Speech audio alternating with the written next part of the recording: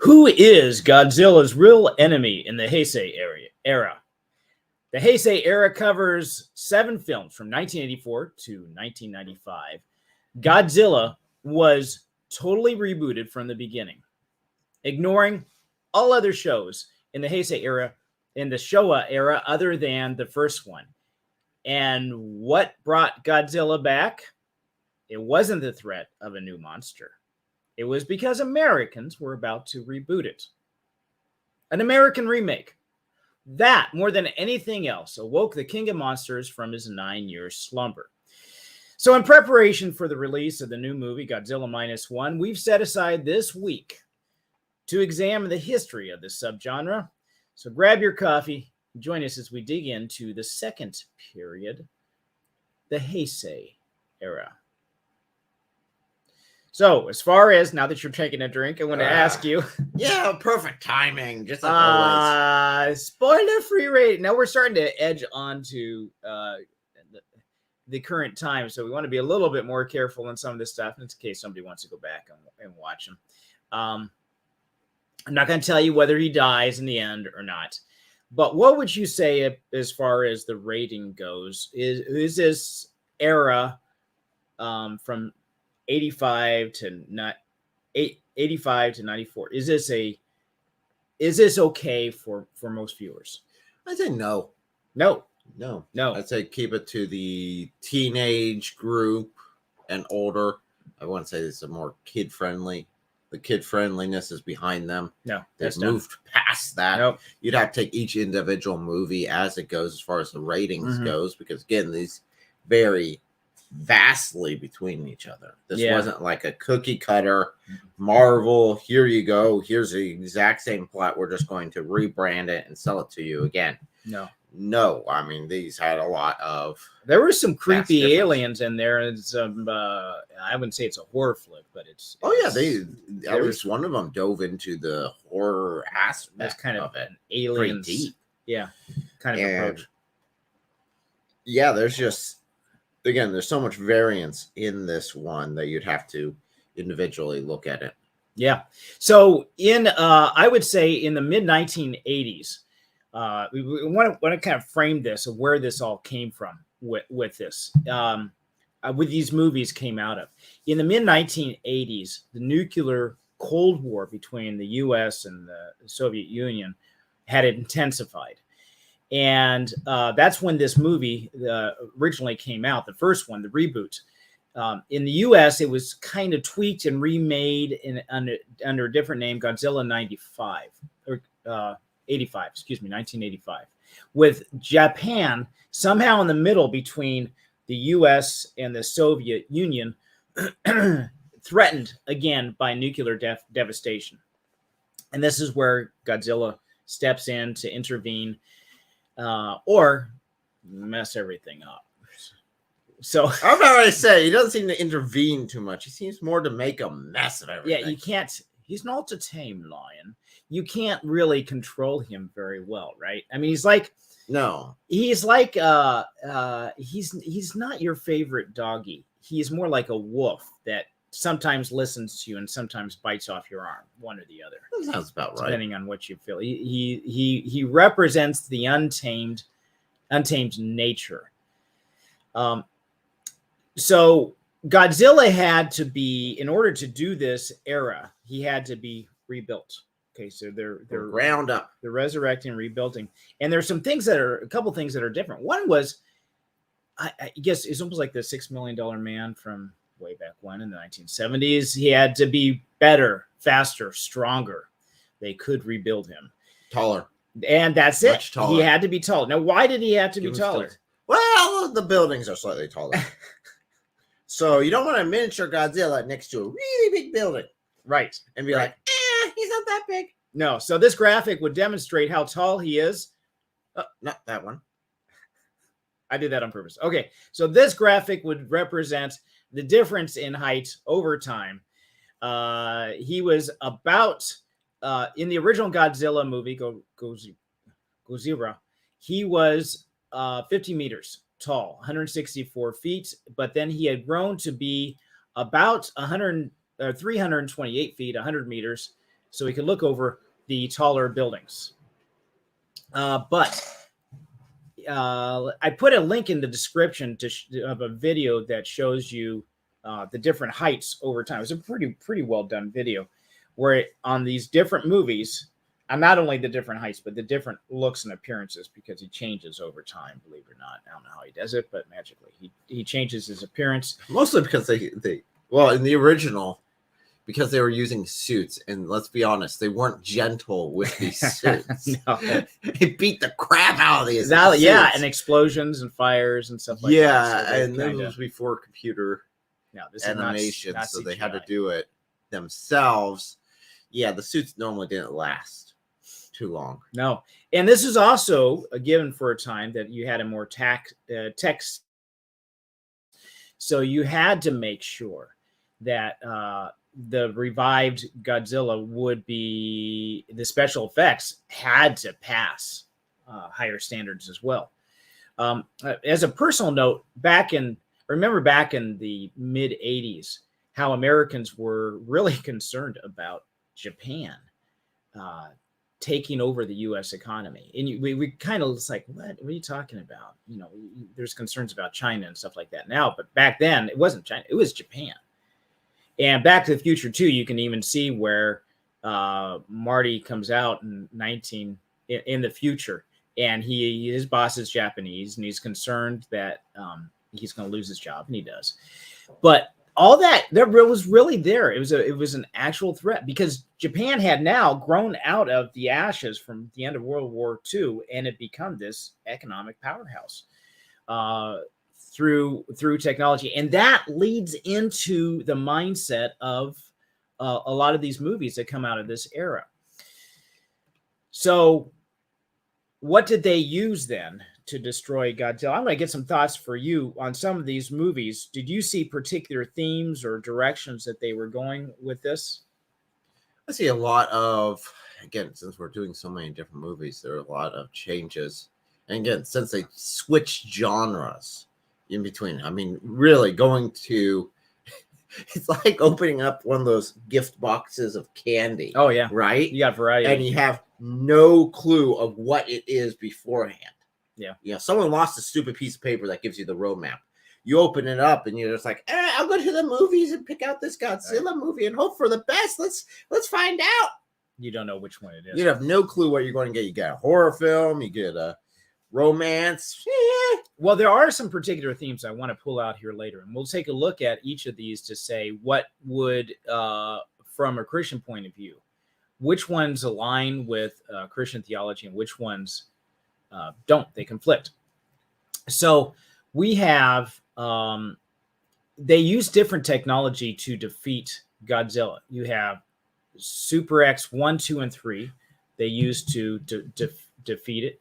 Volcano trap, lightning grid, nuclear eating bacteria, Mecha King Ghidorah, to help defeat it. But these are technological innovations that the characters in this story needed to use to defeat Godzilla. And they also had this psychic bond idea that introduced. Got weird. Yeah, this really human weird. to monster connection, and a returning character named Miki Segusa, who embodied that power and eventually taught everyone else in the story that they were wrong about Godzilla, that she truly understood him. And that was a key to understand. So you didn't have this in the first era. No.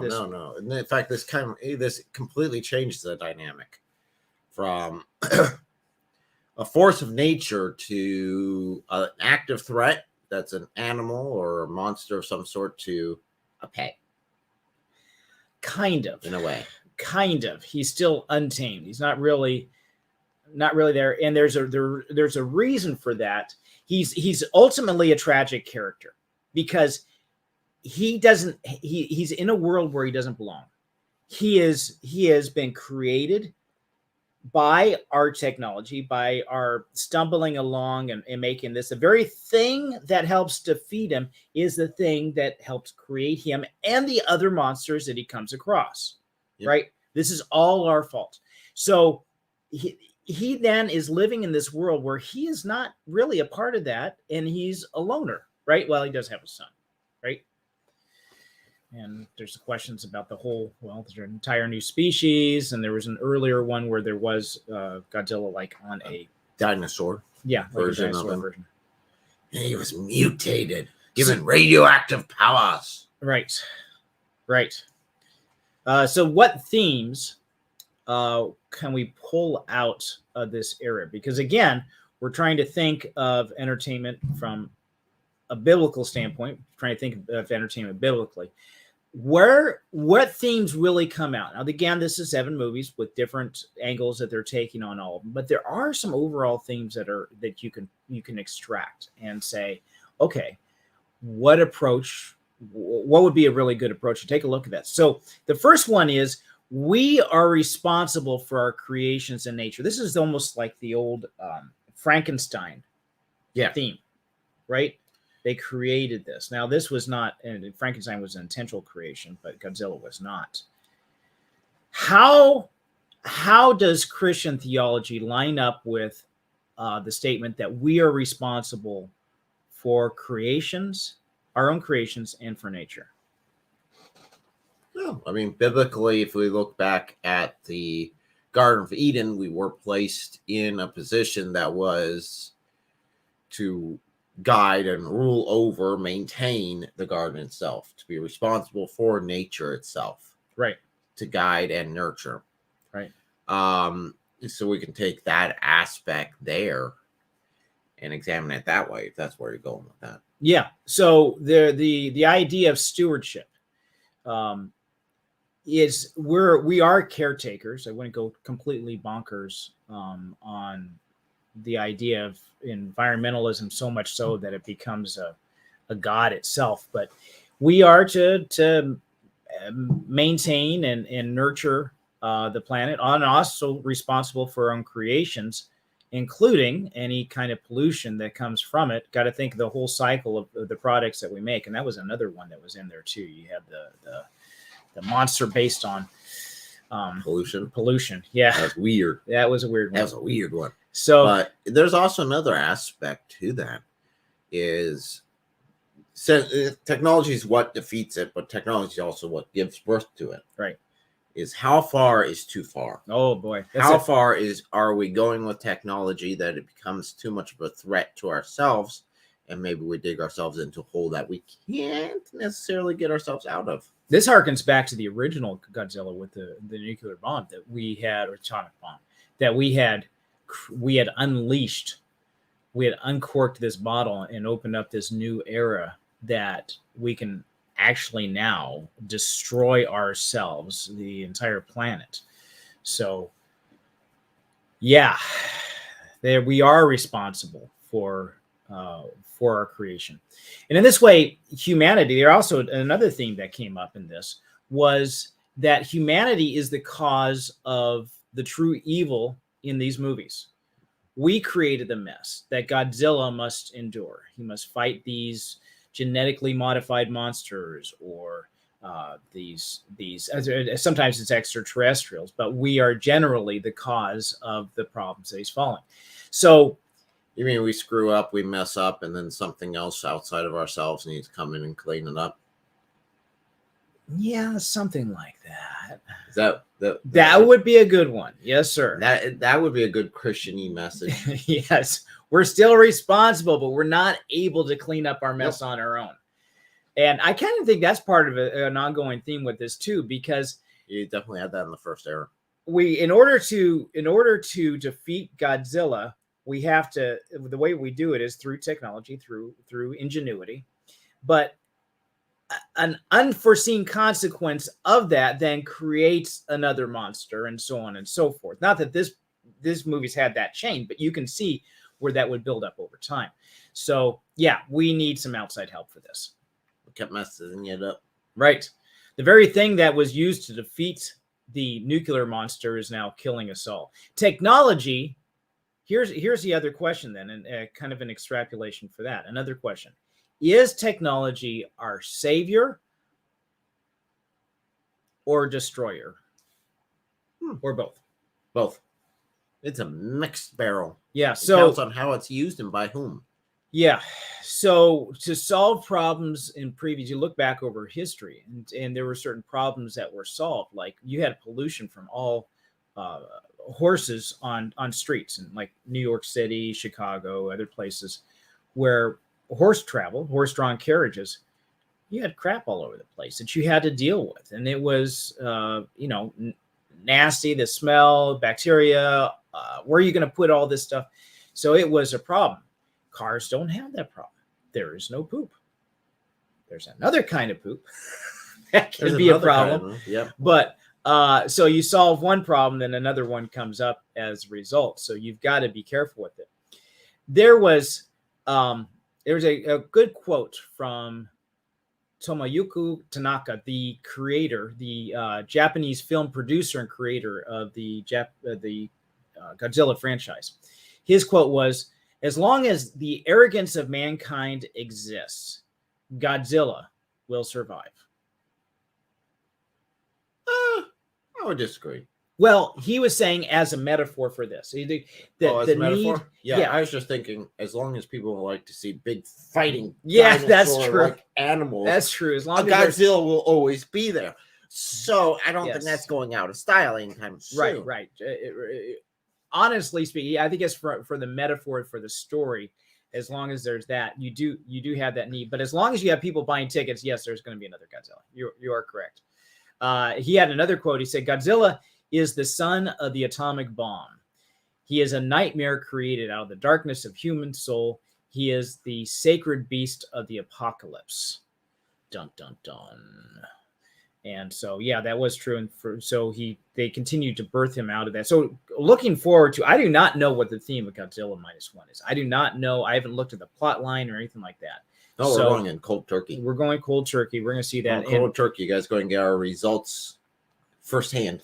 Right. So this is a build up to that. We're doing all this history of Godzilla so that when we go to see this movie, we'll have a fresh perspective on it based on all this history. So of those Christian themes, we have all those, and besides just the environmental disasters that were created by that we've created, there's also is original sin that's in there too. And Godzilla cannot satisfy that. We cannot satisfy that. You need to look for that outside source. Technology is not our savior. As an engineer, electrical engineer, programmer, I really love this stuff, but I had to admit, no, it's not our savior. I would not trust ChatGPT with anything. I don't even trust it to answer my questions, honestly. Yeah, you can look at history and look at the most advanced, possibly the most advanced nation in the 1930s, although economically they were struggling. But most advanced in terms of science was Nazi Germany. So you could say, well, knowledge and technology only means we have better tools. It's not that we handle them any better or that we treat each other any better as well. Technology is not the key. So I'm going to throw one comment up here just because it is an honorable mention. And not that I am giving any kind of credence to this kind of behavior whatsoever. Thank you for your praise. I appreciate it. Okay, great. The next, Zakir Naik? Zakir Naik. Naik. Okay, you don't say the I there, huh? Naik? Nope. Okay. That's not English. Yes, I think you are pronouncing it correctly as nerds. You are very correct. So if you like this material, please let us know and share it. And if you want to see more, please subscribe. We have a couple more live streams that are coming up regarding this Godzilla. We have the next era tomorrow, the Millennium Era from 99 to 2004. followed by the Renewal era, That one gets interesting. 2016 to present. And then next week we'll be doing the review. Yes. On the new one. Woohoo! All coming up. All right. Well, thank you for your time. And until next time, enjoy watching any shows and see if you can dig out those deeper themes.